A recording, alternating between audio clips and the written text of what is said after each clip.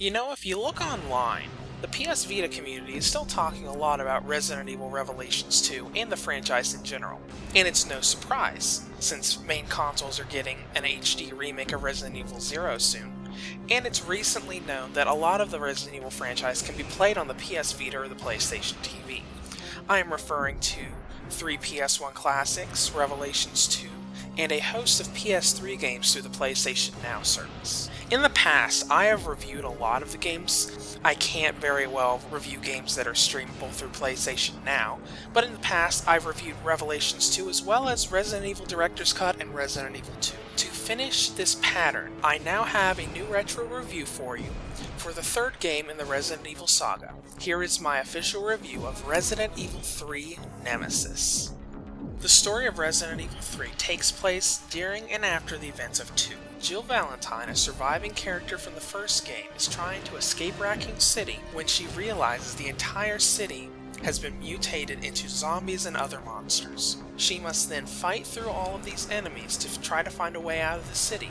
Meanwhile, a new Tyrant-class monster, known as Nemesis, has been dispatched to Raccoon City and is chasing her, trying to kill her. The story of Resident Evil 3 was a little bit unique at the time because the previous games didn't give you a very wide area to explore.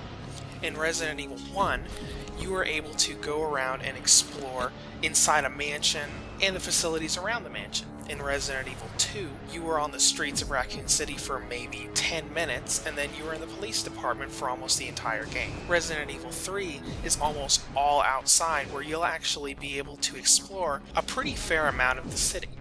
From a gameplay perspective, Resident Evil 3 is a survival horror adventure game with combat and puzzle elements thrown into the mix. It uses the same formula the previous games used, with roaming from room to room, picking up key items for puzzles, and fighting your way through zombies and other monsters. There are a few small additions and enhancements, like being able to automatically go upstairs instead of having to use a button input for it, but overall it uses the same formula as before. Biggest aspect of the game that you want to see that sets it apart from the rest of the franchise is the amount of tension that Nemesis brings to the mix. From the story, you know that Nemesis is chasing Jill across Raccoon City throughout the entire game, and he does this in the game as well. Because when you first see Nemesis, and you run away from him into a certain room or an open area, he's not going to stay there forever. Some areas have story scenes where he will automatically appear after you get a certain key item to get out of a building,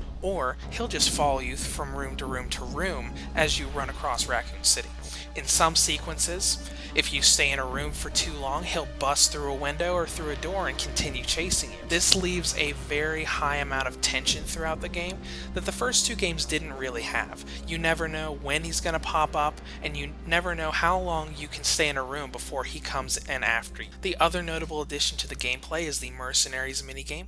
When you beat the game, you unlock this, which is the predecessor of the Mercenaries game in Resident Evil 4, Resident Evil 5, and Mercenaries 3D. This is useful for replay value as well as the fact that you can play it for good ranks in order to unlock weapons and infinite ammunition for the campaign. With the replay value in mind, it should take you about 5 or 6 hours to beat the story mode your first time through, as long as you don't use a walkthrough or guide. With Mercenaries, you can easily add a few hours to this. For a $5.99 PS1 classic, there's a lot of bang for your buck here.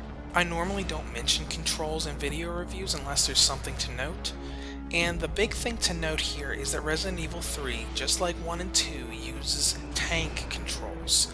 This means that you can press up on the D-pad or analog stick to walk forward, but if you want to turn, you have to stop and manually turn your character, just like a tank would turn if it needs to stop and move its turret. This kind of control scheme has not aged very well, so you should know about it before you go and make your purchase. You can easily get used to it, especially if you've played these games before, but just to note, it hasn't aged well. As far as the visual presentation is concerned, everything looks good for the most part. The backgrounds and environments are all pre-rendered just like the first two games, so they look absolutely flawless and do not look faded, stretched out on the PSTV or the Vita.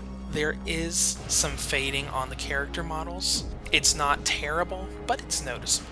The other thing I'll say about the presentation is that there are a few sequences where the game will lag during a cutscene, like in a scene where Nemesis jumps down into the room. You can see him jumping at the regular frame rate, then it'll slow down a little bit. This never happens in the middle of gameplay, but it does happen in scenes. Resident Evil 3 was one of the last games of the Resident Evil franchise to be true survival horror. On the downside, there are a few technical bugs in this game, and the tank controls haven't really aged well. If you're a fan of the series though, there is a lot of content for the price tag the PlayStation Network charges. PlayStation Vita Reviews rates Resident Evil 3 Nemesis a 7 out of 10. If you'd like to comment on this, feel free to below. Or if you are interested in PlayStation TV compatibility or donating to my cause, you can visit me at my site at vitareviews.net.